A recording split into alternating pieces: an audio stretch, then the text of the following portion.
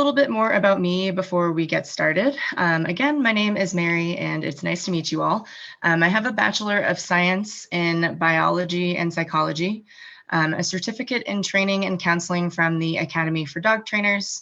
I am a certified professional dog trainer and a separation anxiety pro trainer. I am originally from South Korea, but I grew up in Massachusetts and currently live in Colorado.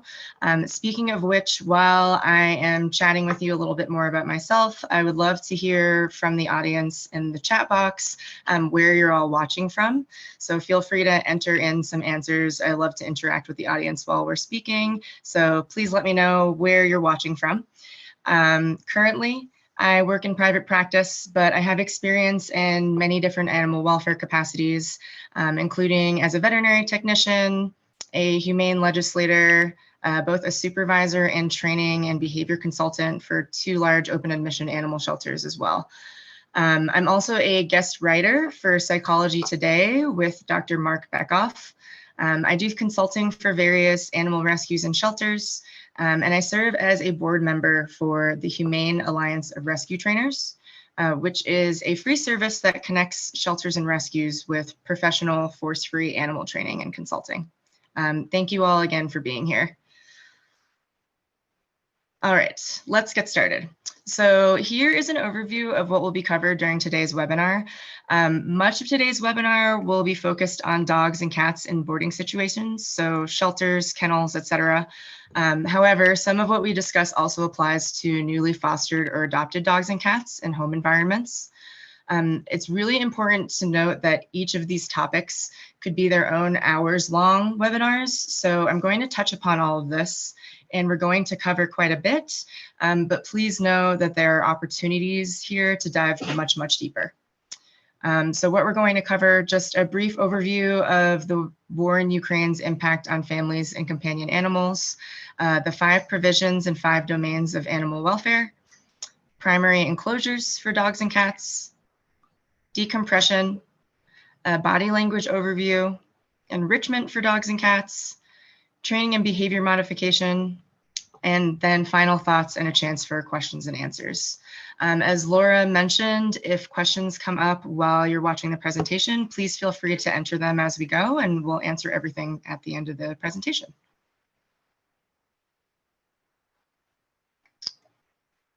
All right. So this is a little bit more about the armed conflict in Ukraine. So just some numbers here.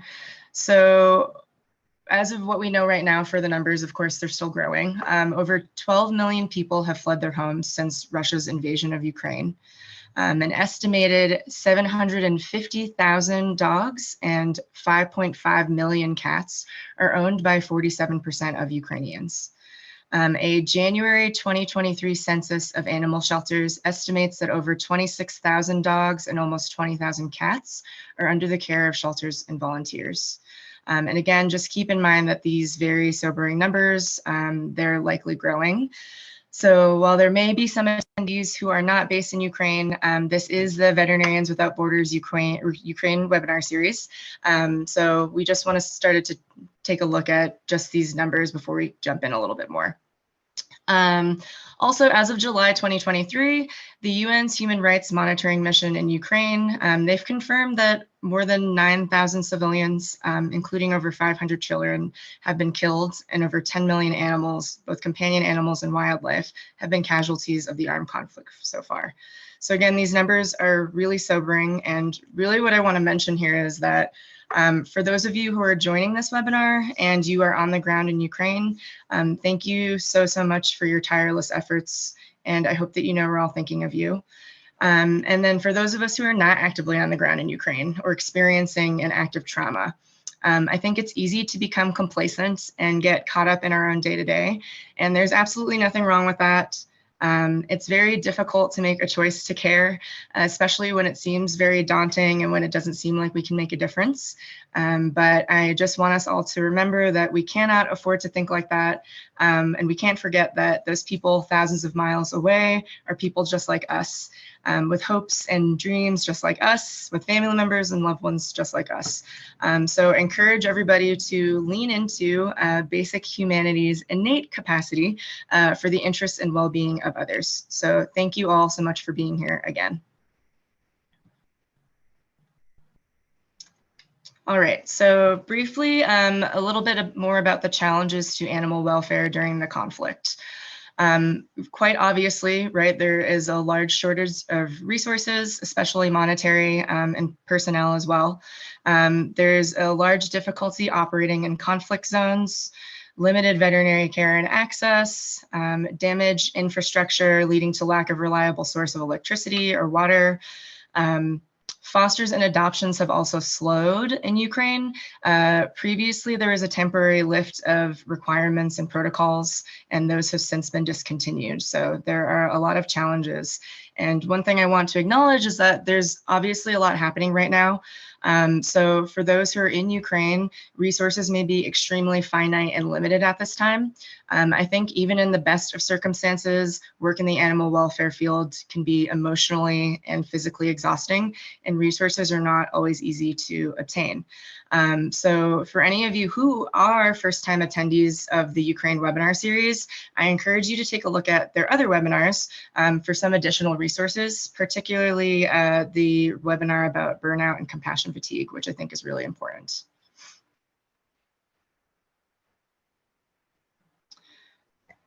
All right, to start, we are going to cover the 5 provisions and 5 domains of animal welfare. I want to briefly cover this because it helps provide a framework for best practices when caring for companion animals.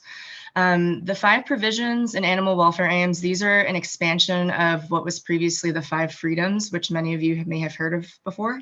And again, best practices may not be possible at this time, given the resources that you all have access to, depending on where you're watching from and what organization you're with. But it's still good to be aware of them and strive for them when possible. So some things to keep in mind. Good nutrition, ready access to fresh water, and a diet to maintain full health and vigor. This helps minimize thirst and hunger, obviously, and enables eating to be a pleasurable experience. Good environment, providing shade and shelter or suitable housing, good air quality, comfortable resting areas. This minimizes discomfort and exposure and promotes thermal, physical, and other comforts. Good health, prevent or rapidly diagnose and treat disease and injury and foster good muscle tone, posture, and heart and lung function. So for that, minimizing breathlessness, nausea, pain, other aversive experiences, and promote the pleasures of robustness, vigor, strength, and well-coordinated physical activity. These last 2 pieces are what I'm going to be primarily focusing on for the webinar today.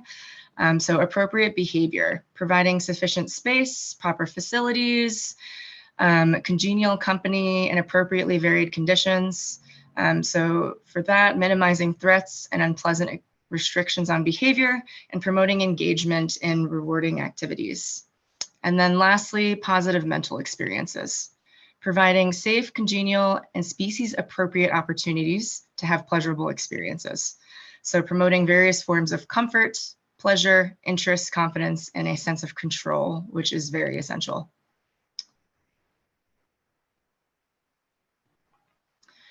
These are the 5 domains of animal welfare, so they're very closely related to the 5 provisions. The 5 provisions that we covered, as you can see, so nutrition, environment, health, opportunity, mental state, all of those things affect an animal's general welfare state. And each of these things helps determine whether an animal's needs are satisfied or they are not being met.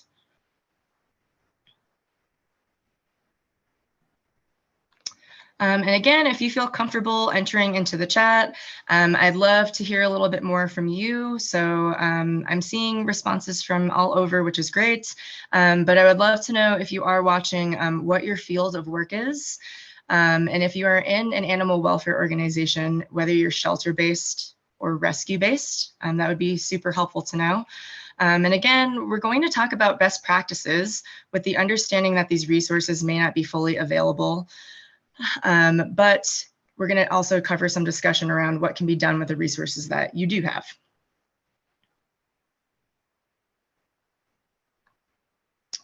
All right, so the first piece of this, primary enclosures for dogs and cats. So regardless of the type of housing, all animals must be able to stand up, sit down and lie down comfortably, stretch fully from the tip of the front of their toes to their back toes, carry their tail in a normal carriage. So for cats and certain breeds of dogs, that means having their tail fully extended. They need to be able to engage in normal sleeping, eating or drinking, and urinating or defecating behaviors. Most animals prefer not to eliminate near where they eat or sleep, which is very understandable. So there has to be sufficient space to distinguish a potty area, if you will. Animals need to be able to assume normal posture while sleeping, eating or drinking, and urinating or defecating as well. And they also need to be able to see out of the enclosure, but also avoid being seen.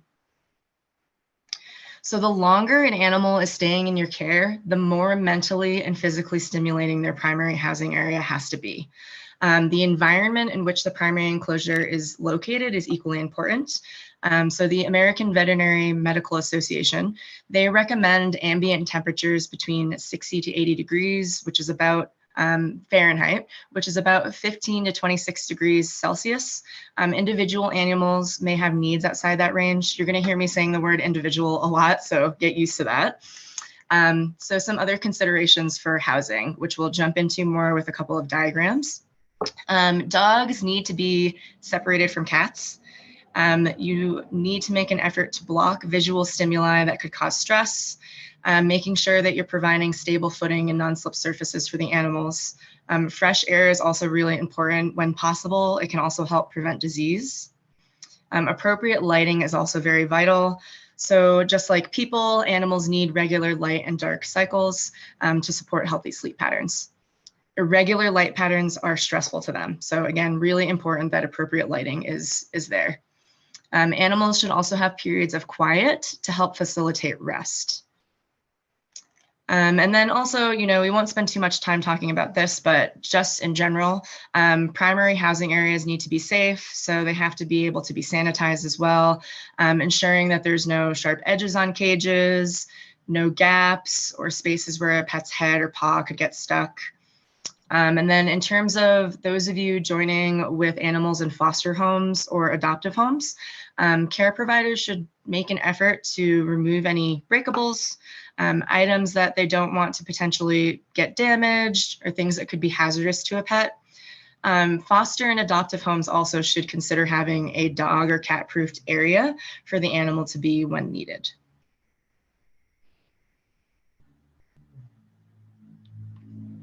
All right, so here's just a typical example. This is from the Journal of Shelter Medicine and Community Animal Health, which was just updated last year. A typical example of an enclosure in a boarding or shelter setting for a dog. So on one side, you've got the living side where they're spending more of their time. The other side is the bathroom side, so and a little bit of space to move around. So some things that you're going to notice inside the enclosure, the animal needs to have a comfortable place to sleep. So typically that means soft towels or bedding materials on a bed or other platform raised off the floor. They should be offered toys if they're available, particularly those that provide mental as well as physical stimulation. And the size of these kennels are case by case. They're really going to be dependent on each animal's body size, of course. So the other things, just to cover briefly, you're going to notice that there's open bars there to allow for some interaction and ventilation, but there's also a visual barrier partially over the kennel. So it offers the dog an opportunity to retreat and restrict themselves from visual access when they would like that. So it gives them a nice choice to interact or not. Obviously, you're going to see that food and water there. There's a raised bed in this particular diagram. You're going to see an offer of toys. The other thing is right in the middle of that kennel, you're going to see a floor slope towards the drain. So just for faster drying, it makes cleaning a lot easier for staff and volunteers. The other thing that's going to help the dog and staff and volunteers if you have access to something like this, is a guillotine door. So you are able to shut that door when you need, clean one side, get that all ready for the dog, have them switch over to the other side, you clean that other side, and it just helps facilitate things and makes things a little bit less stressful.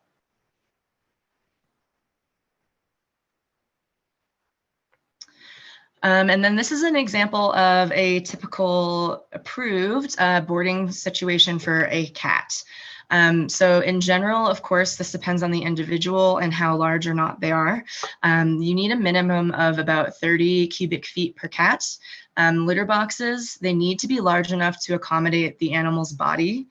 So really making sure that you're appropriate with your size selection if you have access to different size litter boxes. If there is a co-housing situation, so multiple cats are in one space together, there should be an N+1 in number of litter boxes. So an extra litter box for co-housing situations for cats. Cats also need places to hide, scratching posts, and options for sleeping and perching. They, similar to dogs, they prefer to be off the floor, so vertical space is definitely a must for these guys. And again, you're going to notice some similar items here. So there's some open bars that allow for interaction and ventilation. You're going to see the food and water. A little bit of a different thing here is you're going to see that raised bed, but a draped towel over it, which offers the cat an opportunity to hide and choose whether or not they want to interact. You're going to see an offer of toys as well. One nice thing to pay attention to if you do have kennels similar to this, really trying to make sure that the latches and the hinges are quiet. So oiling them if you need to, that can actually go a long way in helping a cat be a little bit less stressed in their kennels and enclosures. And instead of a guillotine, you're going to see a portal here. So again, similarly, it helps make daily care a little bit easier. It gives a separation of spaces. You would leave it open except for cleaning time. And you're going to see that living side and bathroom side again. So on that bathroom side is where the litter box is. Again, it's full size. There's no shelf above it, so the animal can freely access it. And again, you're going to see another visual barrier here. So just giving the animal a space to retreat. And another addition, as mentioned, is offering the animal scratching material. So cats specifically. All right, so before moving on, again, if you've got any questions about housing or enclosures, feel free to enter those into the question and answer box.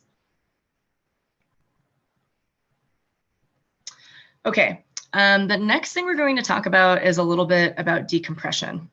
For those of you who are not familiar with that term, decompression is a state of relief from pressure, a return to normalcy after a stressful period or situation.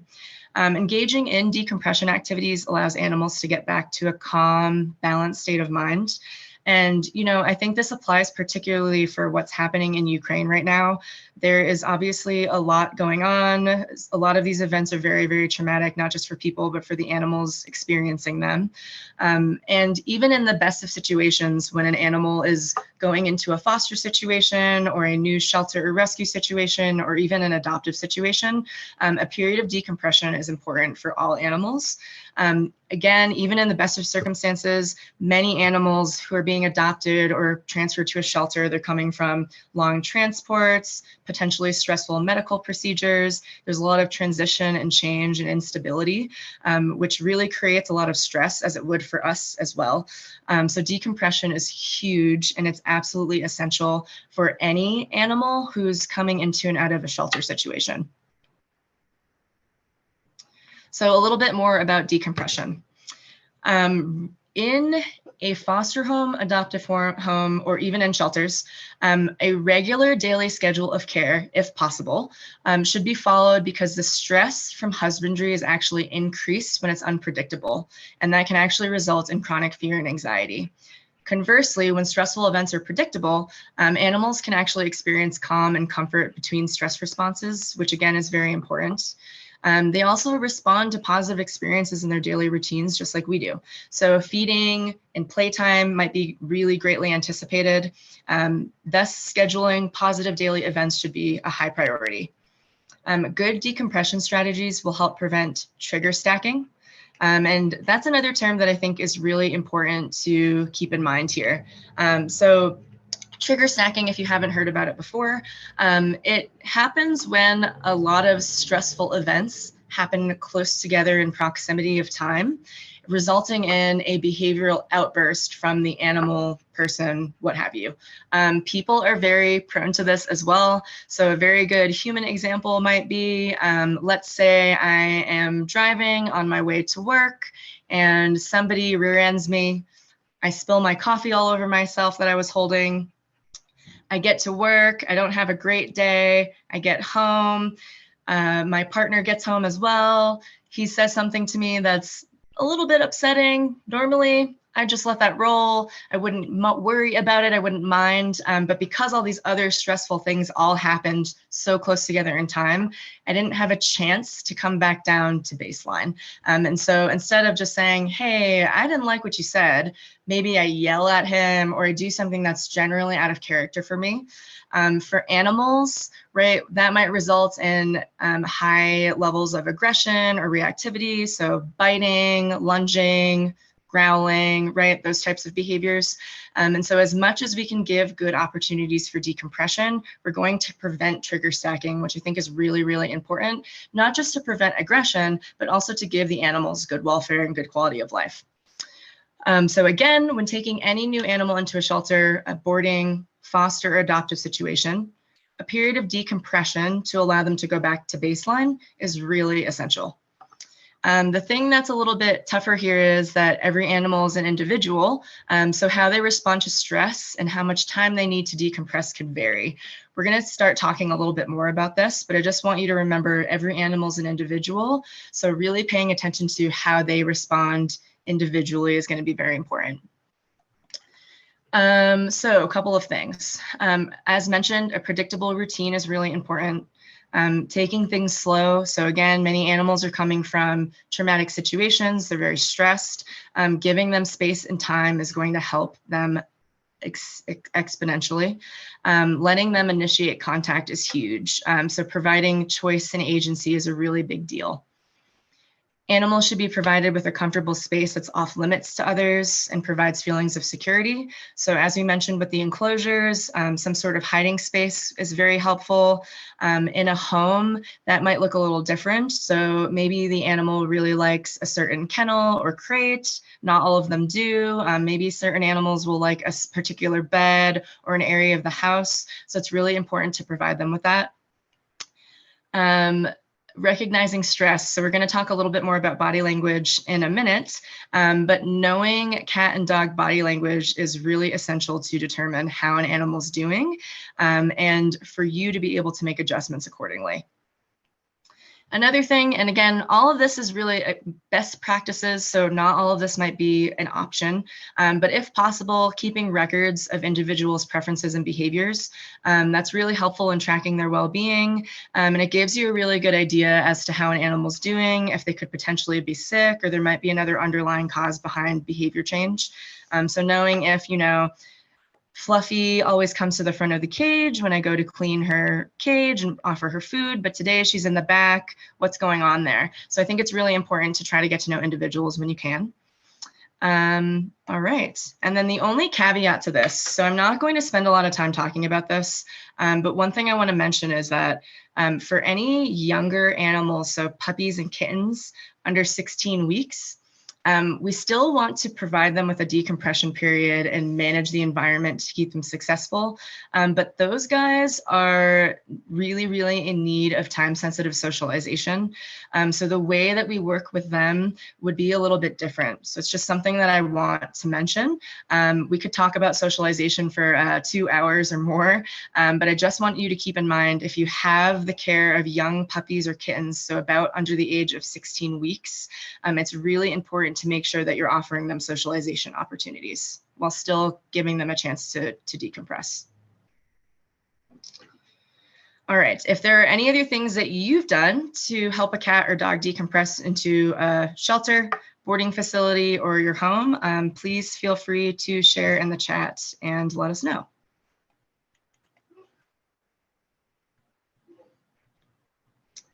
Okay, so we're going to talk a little bit more about body language.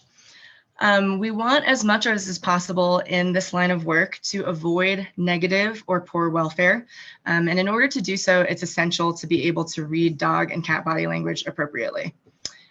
We won't have time to cover this in much detail, as some body language courses for dogs and cats alone are several hours, but I do think it's important to just mention this and mention how important it is to be fluent in cat and dog when you are caring for companion animals.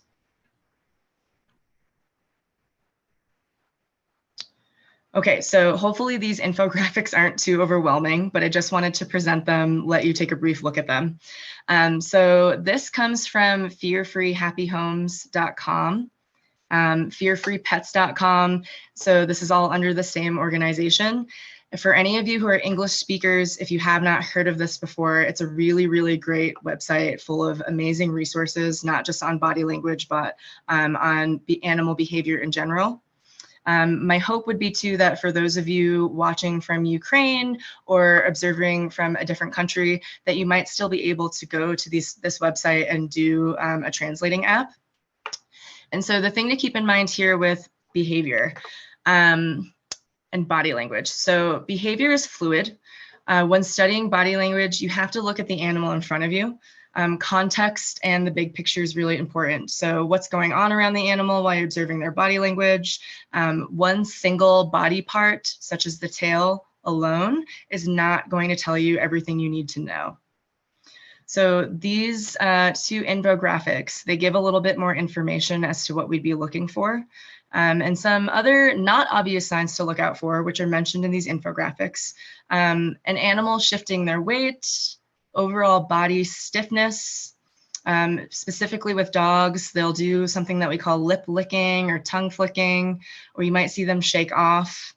In both dogs and cats, paying attention to their pupil dilation, their respiratory rate, the speed and direction of their movement, whisker position. So there's really a lot to unpack here. And again, we don't have time to cover everything, but I want you to keep in mind that body language is really important because giving animal companions as much choice, agency, and control as we can is important for their quality of life. If we're fluent in body language, we can determine how an animal is doing in any given moment and respond appropriately. And really, it's their only way of communicating with us. So it's just something that I want you all to keep in mind and seek out additional resources if you feel like it's something that you need a little bit more education on. And in these two infographics, so what we're trying to avoid as much as is possible, right, on the spectrum of fear, anxiety, and stress is the animals going into the red zone. And so that's when you're going to see more overt signs of an upset animal. And like right at the very top of that ladder might be biting, which of course we want to avoid at all costs, especially for those of you who are working with animals that are up for adoption. Having a quote unquote bite history isn't great, right, for being able to have them adopted out and for their adoptability in general. So really trying to avoid those overt signs of stress is important. And I think, you know, to some degree in some of these situations, we can only avoid so much stress, but that's what decompression and, which we'll talk about next, enrichment, are going to help you decrease.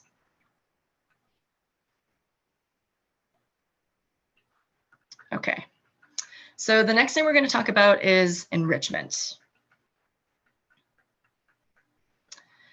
Enrichment refers to a process for improving the environmental and behavioral care of confined animals within the context of their behavioral needs.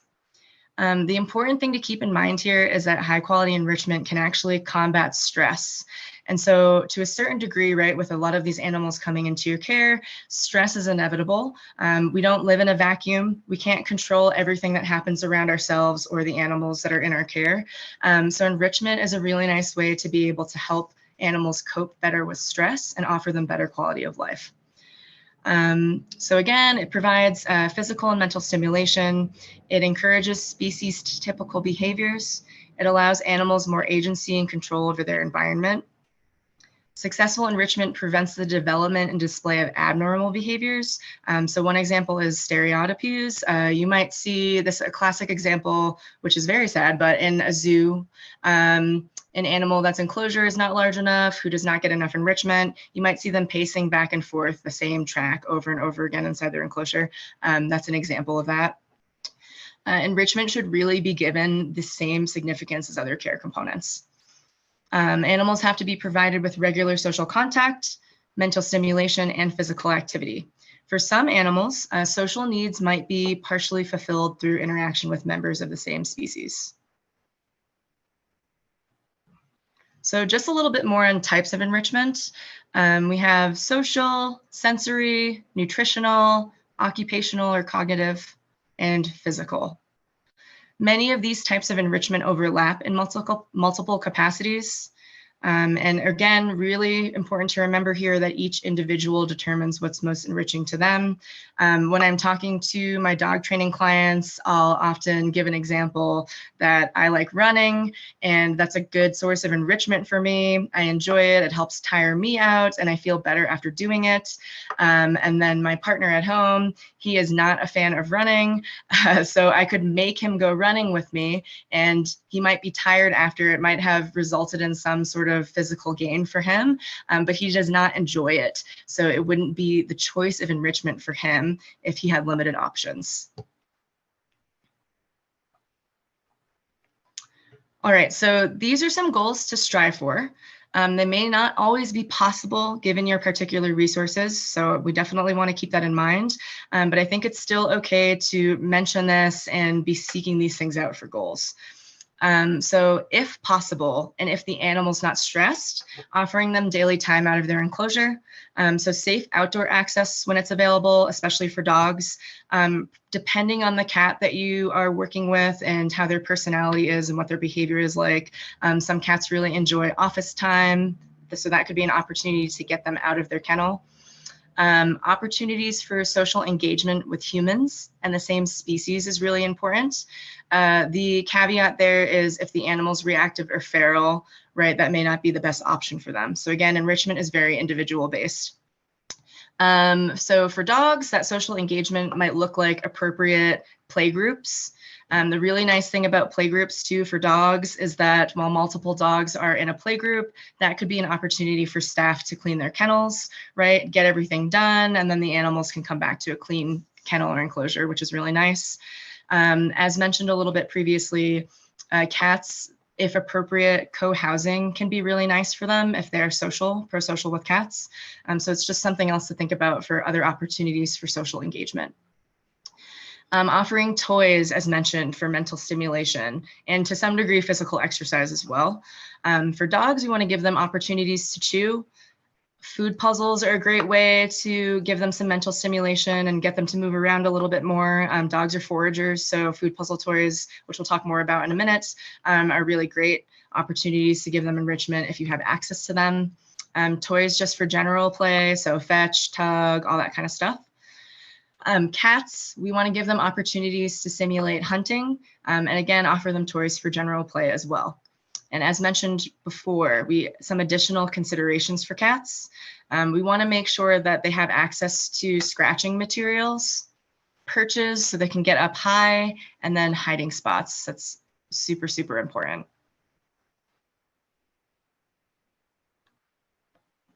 Okay, so here's a little bit more simple environmental enrichment. These can become sort of automatics, if you will, that allow for somewhat passive enrichment. And this can be incorporated into an enclosure's basic setup, which can make things a little bit easier on the caregivers.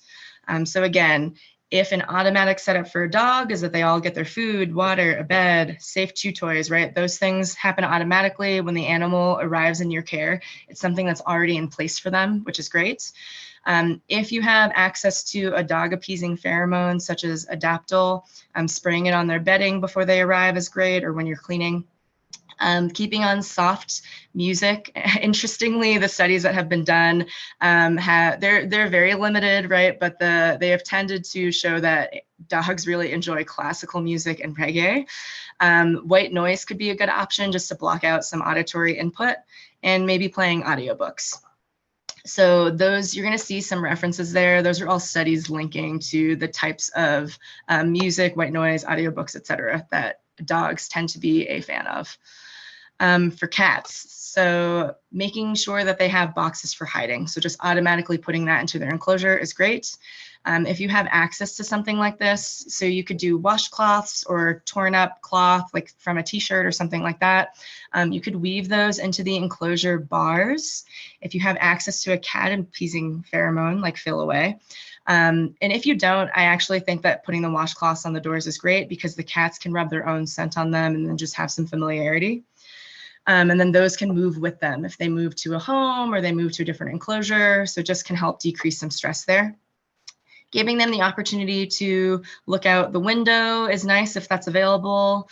You can also just passively put on a nature video in cat holding areas. Again, that doesn't require a ton of manpower on your end if you have access to something like that. And then species-specific composed music. And there is a lot out there on the internet where you can look up cat-specific music.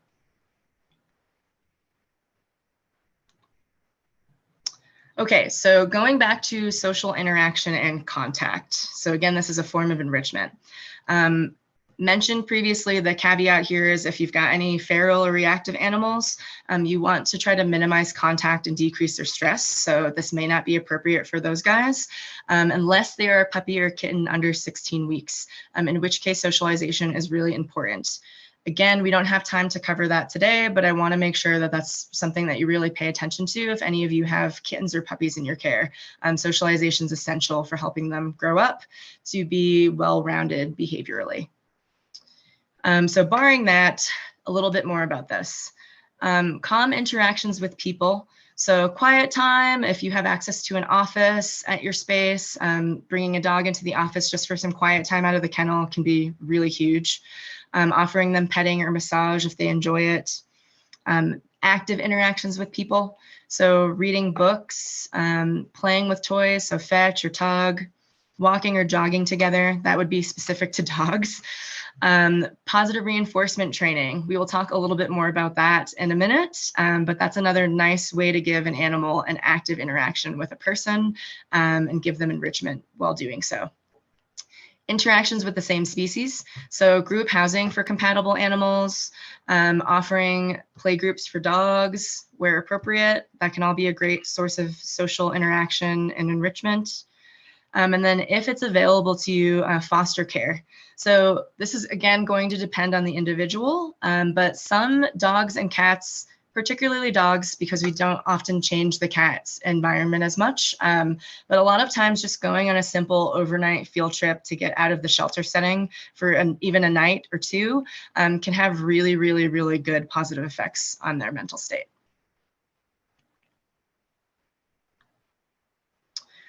Here's a little bit more about additional enrichment opportunities for dogs. So again, there are courses that you can take on this, and there's a lot of information out there, and the opportunities are really, really endless. So I just want to mention a few that are hopefully a little bit easier and more easily able to accomplish given whatever resources you may or may not have. So rotating toys is actually really huge. Offering a dog toy A and leaving it in their kennel with them for upwards of like weeks or months, right? They're going to saturate on that. The item won't be novel anymore. So rotating those is actually really huge. And you could add that into your cleaning schedule. You could, if you have access to cardboard paper towel rolls or toilet paper rolls, cereal boxes, egg cartons, like any sort of cardboard like that, you can fill those up with treats. And particularly for the paper towel rolls and toilet paper rolls, you can just kind of close the ends and the animal just has to find treats from them. Similar if you've got cardboard boxes, so you can just fill those with some crumpled newspaper, plastic bottles, treats, and it turns into a busy box and the dog has to find treats to get them out of the cardboard box. Another option, you can place their meal in water and freeze it so the dog has to lick the kibble out. So that can just buy a little bit of time, give them another new way of engaging with food. I think the other thing to pay attention to here is a lot of these are food-based. Many of you who do have animals in your care, right, we have to feed them. Sometimes they're getting fed once a day, twice a day. You're already feeding them, so this is a really nice opportunity to just give them more engagement. If you have access to Kongs, so you're going to see that little red Kong there on the table. These are a bunch of food puzzle toys. you can use those for meals. So putting kibble, filling it with kibble, and then putting wet food on the top to plug the Kong. You can also put peanut butter in it, plain yogurt, any other dog safe options like that, and freeze those. So you could have a freezer full of those and you give those out occasionally as a treat or for their meals. Another thing that you can do is just scatter the dog's kibble. I will say that like not all of these are going to be appropriate if you have a dog with medical concerns. So you're trying to monitor a dog's eating. It might be a little bit harder to do that with these particular types of enrichment. But encouraging foraging with Find It is really great. A lot of my dog training clients will do this. I do this with my own dog as well. We turn it into a fun game. So I'll close a door, hide his kibble, open the door, he's on the other side of that door, release him to find it, and he has to search for the kibble.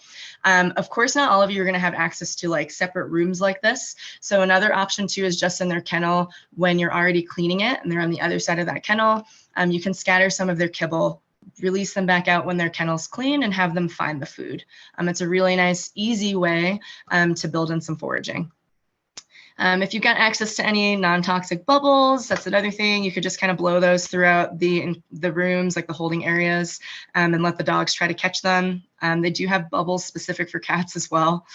And then again, as mentioned, another pretty easy one, if you have the time, just reading or doing paperwork sitting in a dog's kennel, maybe not necessarily actively interacting with them, is huge. So these dogs that you see here, this dog is from Boulder Humane Society, where I used to work in Colorado. Her name is Casey. She was very stressed in her kennel. She was a long-term resident, and this is her hanging out in our office with us on the office chair. This pup up here, her name is Fiona. This was just a picture of her going out on a field trip, so just getting some time out of the kennel. And then that picture that I mentioned in the bottom right, this is just a few examples of some food puzzle toys. So a lot of these you're gonna see, so on the right side, there's some things called snuffle mats. You can actually make your own just with cloth or felt. And then those other options are some food puzzle toys that you can put food into and freeze. All right, and then if you want to enter into the chat any other easy enrichment that you provided for your dogs, feel free. And here are just a few more images of animals engaging in easy enrichment. Again, I know that this is going to be dependent on your resources, but just some options, and maybe a few of these you can take away from and write down, which might be helpful to you and your organization. So we won't go through all of them, but you know, you're going to see like a puppy running through a tunnel. That's also really great for socialization, having them see something new and interact with a new object. You're going to see a ball pit there. There's a couple of cardboard boxes where the dogs are just finding treats out of them or sitting in them. In the bottom center is one of those snuffle mats again. So those you can fill up with dry treats or kibble, and the dog has to sniff to get them out. You're going to see a dog chewing. Again, chewing is really important for canines, and just tearing stuff up. I know that's not great for those of you who are in charge of cleaning and care, but again, it's really important for their enrichment. So something to think about. Okay, so moving on to cats. Here's a little bit more about some additional enrichment for cats. Some of the easy things you can do, so you can add objects like bottle caps, paper bags, tissue paper, empty boxes to enclosures. You can place treats in balled up paper or another ingestible material. Of course, we want to watch this, right, with anything if animals are ingesting excessive materials, not great. So keep an eye on this. But that's a nice option for just getting the cat to kind of bat it around and work to open to find their treats. If you have access to cat grass or catnip, that could be a really nice thing to offer them. If the cat likes it, so again, very individual dependent. I do not suggest grooming a cat if they do not want to be groomed, but grooming cats inside their cages is a nice option if that's something they enjoy. Putting catnip inside knotted socks or strips of fleece. Same thing with dogs. You can put treats inside of toilet paper, paper towel tubes, and plug those tubes with tissue paper. Again, offering opportunities to scratch. So this doesn't have to be scratching posts specifically, even just cut up strips of carpet attached to the cage can be great. Another thing to think about is you could maybe feed them wet food if you're feeding them wet food, and half of a plastic egg or some other similar object to help the cats engage in getting food out. And then, you know, these pictures are pretty self-explanatory, but we've got two cats playing. And then that cat up in the top right, he is a former Boulder Humane in Colorado shelter cat as well. Very social guy, very confident guy, but was very stressed being in his enclosure. So he often came up for office time with us as well. And as you can see, he's sound asleep there. So I'm pretty sure the office time was good enrichment for him. All right, and then here are just a couple other images about showing cat enrichment. So again, you know, on the top left, that's fairly easy. You may not have access to these specific materials, but like a muffin tin or a tray, and just putting some plastic balls in there. There's likely treats in that tray as well. Again, if you don't have access to those specific toys, you could be crumpling up paper and things like that. Same thing in the top middle picture. That's just a regular Tupperware container with some toys and treats put inside. So a pretty easy and accessible way to give a cat enrichment. Same thing with those cardboard paper towel tubes and toilet paper tubes with some treats inside them, and nice opportunities again for cats to engage in some foraging and hunting behaviors. Not all of you are going to have access to these, but there are such things called cat wheels. And again, you may not have space or access to these, but those are really, really nice to allow cats to get some exercise when they're in a boarding situation like that. And on the left, so that's clearly a co-housing situation. Again, not all of these materials are going to be accessible, but you're going to notice in the middle, there's some tires there that have just been cleaned and painted and attached to the walls. So a really nice way to give those cats easy vertical space. So as I've mentioned about 25 times now, remember, each individual animal determines what's most enriching to them. So as much as is possible, I do know that in certain situations, this is not possible, but trying to get to know individuals is really important. Learning how to read and respect body language is really important too. We're never going to know how an animal's doing if we can't adequately read their body language. And that also includes the type of enrichment we're providing and whether or not they're engaging with it. So just some things to keep in mind. Okay, moving on, training and behavior modification. So again, this could be a webinar in and of itself as well, but I want to mention this, and I'm going to offer just a couple of quick tips that you could do with the animals. And honestly, these can take just a minute or two, which is really nice, especially if you're strapped for time. You've got a lot of animals in your care. It's just not realistic to spend as much quality time with each individual as you want to. But let's dive in. So training and behavior modification. One thing I'm going to mention, so this is of course just one study, and as we know with studies, sometimes they are limited, they're not necessarily always robust, or the sample size and variables, right? There's a lot going on. So, but one thing I want to mention, I thought the study was really great. This was from last year, so 2022. This was done at an Italian shelter, and it analyzed over 500 adopted dogs who underwent a behavioral training program. And they documented actually a higher increase in the number of adoptions, both for adults and seniors, when compared to age-matched untrained dogs. So collectively, that data highlights the importance of training, mainly accomplished with reward-based methods, to get a more suitable and balanced owner-dog attachment. And really what I'm getting at here is that training can actually not just improve health, welfare, and all that good stuff, which is really important. It can actually improve the likelihood of adoption for dogs and cats, which is huge, because ultimately for those of you who do have dogs and cats in your care, in shelters, rescues, those types of scenarios, our goal is to get them out of there, right, and go into a home. So training can actually be really, really helpful with this. One thing I want to mention, so the training world in the States is really unregulated, but behavioral science has proven that punitive and coercion-based training often elicits aggression and anxiety as a side effect. And we've spent this whole webinar talking about how to avoid that. So really what I'm trying to get at here is that force-free, reward-based training for companion animals, the case for that is really overwhelming. And then just a little bit of a note here. So for those of you who do have animals in long-term care situations, and if they are struggling to adapt, so some things you might look for, how frequently they're reacting to a trigger stimulus, how intense that reaction is, and how their recovery is once that trigger or stimulus is gone. Those things are really important to pay attention to, because if you have an animal that's really struggling to settle in, and to a degree that your feeling is not quote unquote normal, although normal is on a spectrum, behavior meds, so behavior medications and or supplements, those are an option to you. That needs to be sought out and worked with by a qualified veterinarian and or a veterinary behaviorist, right, if they're available to you. I know, again, that the situation is going to depend on where you are and what resources you have, but it's just something to think about, that there is help for animals who are really struggling. And so just really keep that in mind. All right, so a little bit about how dogs and cats learn. And people as well. So we all learn by association and consequence.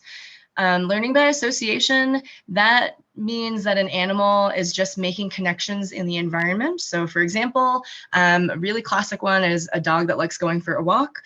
So with my dog, every time I grab the leash and he sees me grab the leash, it's just this neutral piece of fabric, but so many times it's led to a walk, which he really likes. The leash itself becomes amazing. There's a particular cabinet that I have in my house that I always go to when I'm about to get treats or something great for my dog. So even when I walk over to that cabinet, before I've even grabbed a treat, he's anticipating and he's really excited. So that's an example, some examples of associative learning. Keep in mind there that the animal doesn't have to be doing anything. They're just observing and connecting things in the environment and making predictions, okay? There's also learning by consequence. So what that means is that the animal has to do something to get a result. So for example, let's say we give one of our cats a paper towel tube with treats inside it. They have to do something and interact with that paper towel tube to get the treats out. The result, right, once they've interacted with that paper towel tube, is that treats happen. And so the big thing there is that there's a behavior happening. The animal has to operate on the environment to get a result. And so why am I mentioning this? Here's a little bit more about some training and behavior modification for dogs and cats. So as I mentioned, dogs and cats learn by both association and consequence. One huge takeaway that I want you guys to have here is that pairing various stimuli with something amazing can go a really long way. So if every time I walk up to a dog's kennel and I toss some really tasty treats over the side of the kennel, and that happens over and over again, my approach is going to be considered something awesome for the dog, right? And they might just be really excited about my approach. So some things to keep in mind. Keeping jars or buckets of treats hanging outside enclosure doors, or having staff or volunteers carrying treat pouches while they're working. That's a really nice passive way to be able to give animals not just positive interaction, but to teach them that good things happen when people are around. As a result, that might teach the animal to come to the front of their enclosure, which I think is really a really important piece of getting an adopter to see an animal and to want to adopt them. The animal's coming up and interacting with them. So you're going to see that this beautiful Akita on the left here, he's coming to the front of the kennel, anticipating either an outing or treats or something great. And adopters really do like that behavior.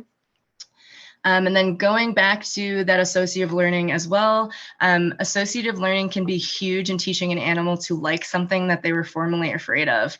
So the thing I'd kind of keep in mind there is, if an animal is really afraid of, let's say, a loud noise, if a loud noise happens and it's paired then, if it's followed by something amazing, it can teach the animal to like that thing that was scary. This is just the very quick version of this with psychology, but it's something to really keep in mind. It's okay, especially during this armed conflict right now where these animals are going through traumatic situations, to help them feel better. So hey, loud boom happens, you get something awesome, like I pet you, it comforts you, or I give you really great treats. All right, another thing that you can do is, rewarding dogs and cats for coming to the front of their enclosures.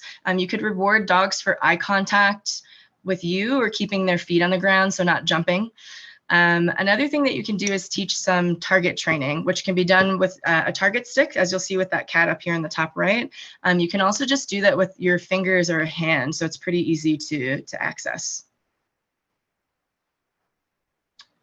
Okay, so for the sake of brevity, let's see. Actually, I think I have some time. Laura, let me know if I am running out of time. I wanted to just show this video quickly. Let's see. I'd say you have a few more minutes here, Mary, so go ahead. Okay, great.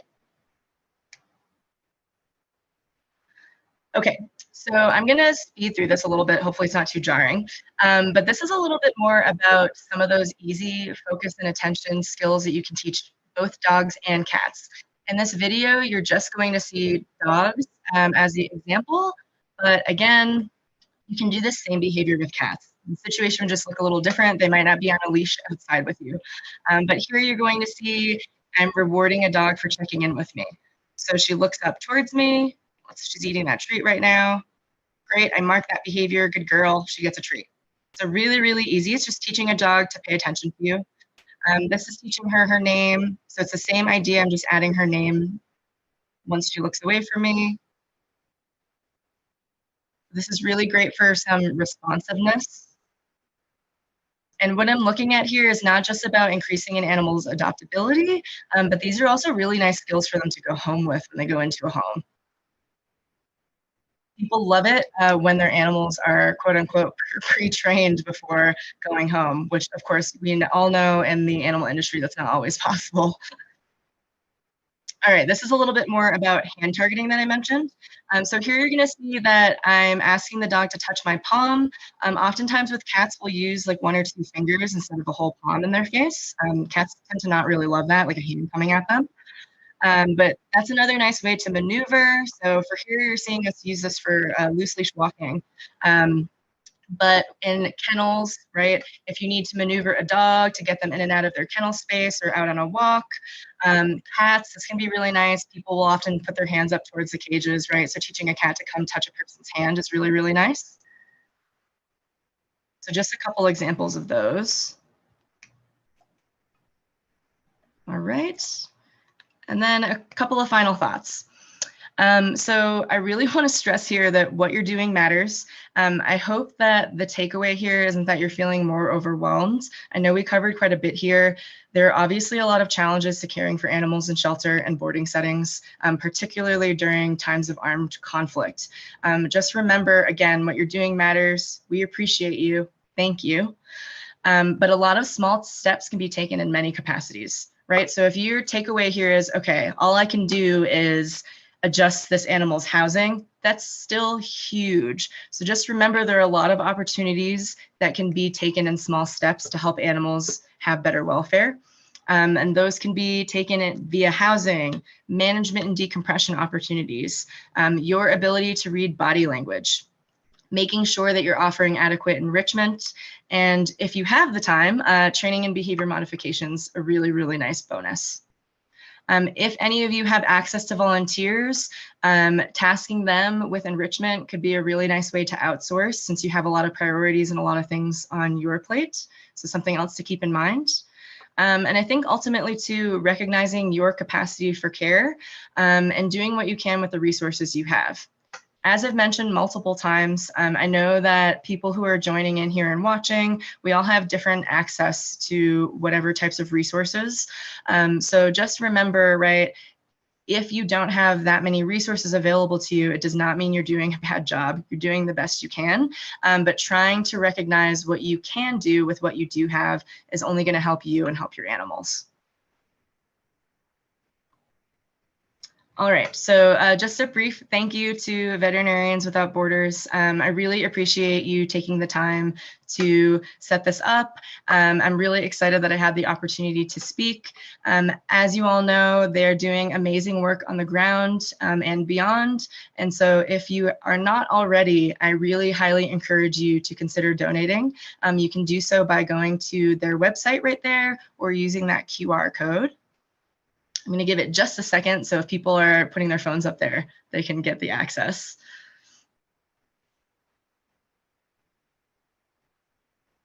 All right, and again, thank you so much.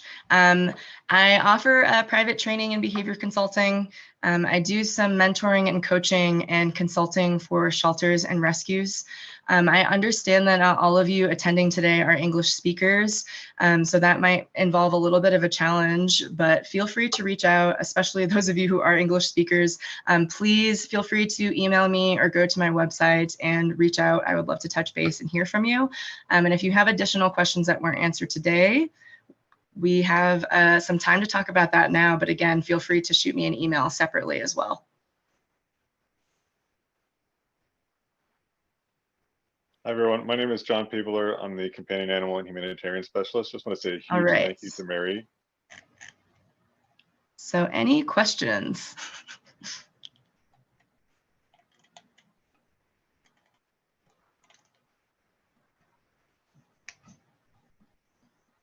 We have some questions in Q&A box and also in the chat. Yeah, All I right. see those there. Can you see those, Mary, in the Q&A box? Do you want to address them just live here? Yeah, sure. Okay.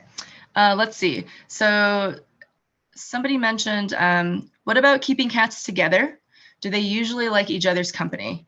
Hopefully I answered that as the webinar went on, but I do think it's very individual dependent. So this goes for cats and dogs. I've worked in shelter settings in which cats and dogs have been co-housed.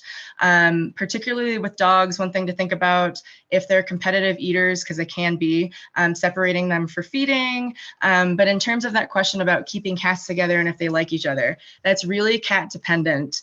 And so that's going to be on whoever it is that is the behavior person on point, observing their behavior, seeing if they potentially have a history of living with other cats or they came in with other cats. You could also do a trial with seeing if they would be interested in a co-housing situation. Just being aware that you need to be very careful about that, right? We want to avoid stress as much as possible, and cats getting into a fight in a co-housing situation is obviously very stressful. So there is unfortunately not a general answer to that. It really is going to depend on the individual. But yes, some cats do enjoy each other's company, and keeping them together in a co-housing scenario, if you have an appropriate enclosure, is actually, it can be a great option for them. Okay, so this question, this is a great question. I have one question about enrichment. What is the best way to introduce enrichment toys to learn the dog's individual preferences? Sometimes dogs refuse even to try something new. This is one that I could talk about for a half hour, which we don't have time for. But the thing with enrichment is that, so certain enrichment, especially certain food puzzles or food interactive toys, the skill level has to match the dog's motivation and the dog's skill level. So the skill level of that food puzzle toy. So if you offer something that is too difficult for the dog, or whatever's inside that food puzzle is not motivating enough, you might see that they don't engage. So often, if you have the ability to do this, the best thing to do is start really easy. So, you know, for example, PhD level might be, I freeze a Kong and it's really packed and it's really, really difficult and takes time for the animal to get the food out of it. Lower level to start with, if I don't know anything about the dog, is just seeing if they'll engage with that same Kong with food at room temperature that's easy to get out. So just something to think about and keep in mind. The other thing I would say too is, like, you know, if you want to offer multiple options, I think that that's great. And just observing what the animal interacts with and doesn't interact with, and trying to keep track if you can. Hopefully that answers your question. That's a great question. All right, and then it looks like we have some in the webinar chat. Let's see.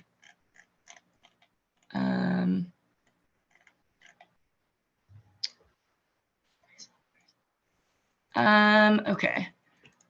So somebody mentioned, and I might need help with clarification on this. Just to make clear, an ordinary cage, when you know just one pace without borders for toilet, etc., is restricted. Any clarification on that would be awesome. I just want to make sure I can answer that question adequately.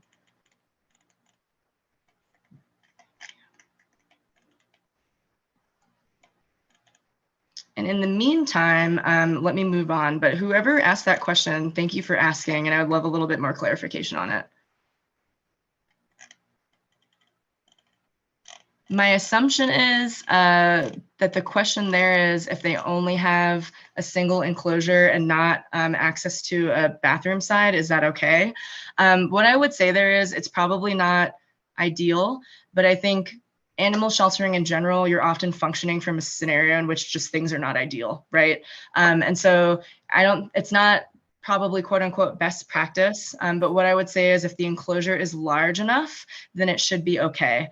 So large enough where the litter box is at least, right, like 2+ feet away from the animal would be really important. And so giving as much space from the bathroom area, wherever that is, and like where the animal's sleeping and eating, so like opposite corners, I think would be better. So just something to keep in mind. Hopefully that answers your question. If it doesn't, please add that to the chat and let me know. Let's see, what else? The resource for the numbers of animals and people affected by the war. So that was pulled from the UN. Let's see. And I have it in that slide, but I don't have the slide in front of me anymore. Let's see.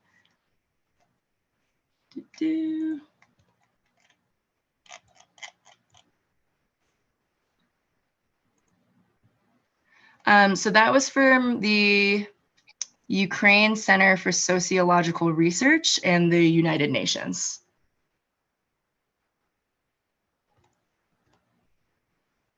Awesome. All right. Thanks so much, Mary. I think that there was one follow-up to what you were saying here. Maybe we don't have such cages with different sections for the toilet. I think there's asking is it critical to have a toilet area in a cage or a kennel, if that is necessary, or I suppose if you could have something that where you could separate something or allow an animal out periodically. Yeah, I think that that's fine. And again, just trying to keep as much space from where they're sleeping and going to the bathroom, sleeping and eating and going to the bathroom as possible. And so that might be as little as you look in the cage when you're cleaning and see what their preferences are. So if you notice they're always going to the bathroom in this one particular spot, then when you clean their kennel or their enclosure, trying to set up their sleeping quarters and their food as far away from that area as possible. And again, if you can't do that, right, you don't have two separate spaces, that is okay. You're doing the best that you can with the resources you have, but trying to give as much space between elimination area versus sleeping, eating, all that kind of stuff.